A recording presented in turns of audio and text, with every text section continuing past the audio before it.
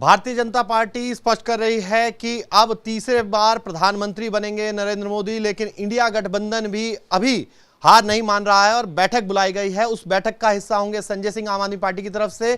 क्या बैठक में रहने वाला है, बात बताएंगे। सर, सीधा सीधा दर्शकों को बताइए कि क्या आप लोग अभी भी कवायद में लगे हैं कि आपका प्रधानमंत्री बन जाए? देखिए, कल इस इंडिया गठबंधन के जो सबसे बड़े घटक दल हैं कांग्रेस पार्टी ने, उन्होंने इस बात से इनकार नहीं किया है और आज शाम की बैठक में सारे लोग बैठ रहे हैं, सारे लोग मिल रहे हैं। तो ये शाम की बैठक में तय हो जाएगा कि हम सरकार बनाने की प्रक्रिया में कैसे आगे बढ़ेंगे। बीजेपी ये कह रही है कि जितना नंबर आप सबको मिलकर आया है उतना तो अकेले बीजेपी को आया है। तो बीजेपी तो 400 पार जा रही थी। बीजेपी के तो 160 सीटें कम आई हैं।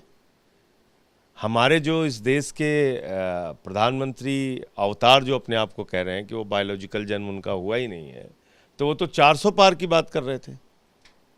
तो 400 पार का क्या हो गया? प्रधानमंत्री जी को तो इस्तीफा दे देना चाहिए।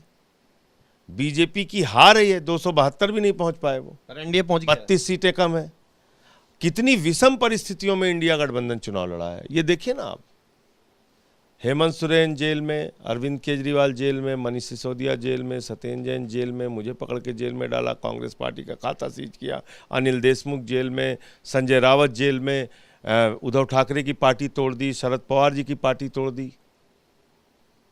मीडिया तंत्र का इस्तेमाल, धन तंत्र का इस्तेमाल, बाहुबल का इस्तेमाल, चुनाव आयोग का इस्तेमाल, ईडी का इस्तेमाल, सीबीआई का इस्तेमाल, इनकम टैक्स का इस्तेमाल। बताइए ना कितने विषम परिस्थितियों में लड़े हम लोग।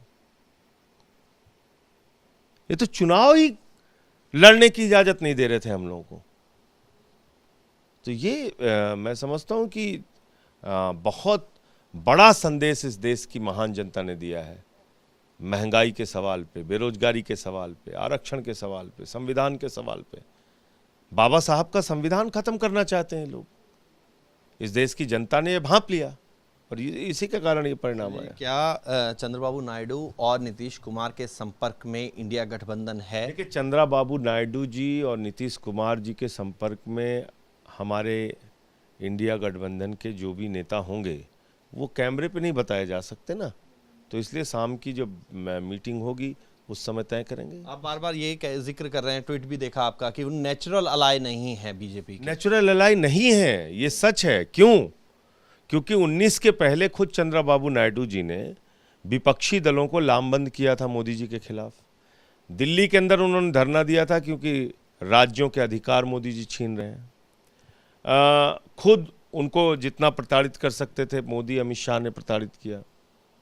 यही काम नीतीश कुमार जी के साथ किया, यही उद्धव ठाकरे जी के साथ किया, यही अकाली दल के साथ किया। तो ये अपने साथ अभी आप देखिए क्या है, घटक दल जो हैं एनडीए के, वो कह रहे हैं स्पीकर हमारा होना चाहिए। क्यों कह रहे हैं? क्योंकि सबके मन में खतरा है उनकी पार्टियों को तोड़ लेंगे ये। तो इसलिए मुझे लगता है कि ये उनके साथ जाने के पहले जरूर इन बातों को नीतीश कुमार जी और चंद्रबाबू नायडू जी सोचेंगे। जी, आखिरी सवाल है, क्यों कोई दल जो है वो खिचड़ी बन के बीच में आएगा और दूसरी तरफ बीजेपी है जहां पर इतना बड़ा मैंडेट है उनके पास? तो कौन सी खिचड़ी वहां नहीं है भाई? वहां भी तो खिचड़ी, वो तो 38 दलों के साथ लड़े थे। हम लोग तो 26-28 दल के साथ लड़े थे, तो 38 दल के साथ लड़े थे। आज उनका भी बहुमत नहीं आया है, जो लोग 400 पार का दावा कर रहे थे। तो राजनीति में अहंकार ठीक बात नहीं होती। कितना मजाक उड़ाया संसद के अंदर विपक्ष के लोगों का, कितना प्रताड़ित कराया, क्या क्या नहीं बोला। बीजेपी आप लोगों अहंकार तो रावण का नहीं चला तो बीजेपी का क्या चला? आप लोगों के लिए भी बोल रही है कि आपके पास नंबर खुद के पास नहीं है। इतनी बड़ी मेजोरिटी पंजाब में, दिल्ली में बड़ी मेजोरिटी पर तीन सांसद रहे। हम मान रहे हैं, हम उसकी समीक्षा करेंगे। हम मान रहे हैं, हम उसकी समीक्षा करेंगे, कहाँ क्या कमी रहेगी। तो अपनी सीटें कम होने पर समीक्षा करेंगे। और लेकिन ये जरूर कह रहे हैं संजय सिंह कि अभी किसी भी संभावना से इनकार नहीं किया जा सकता। वीडियो जर्नलिस्ट विपिन कुमार के साथ मोहित बख्शी, न्यूज नेशन, दिल्ली।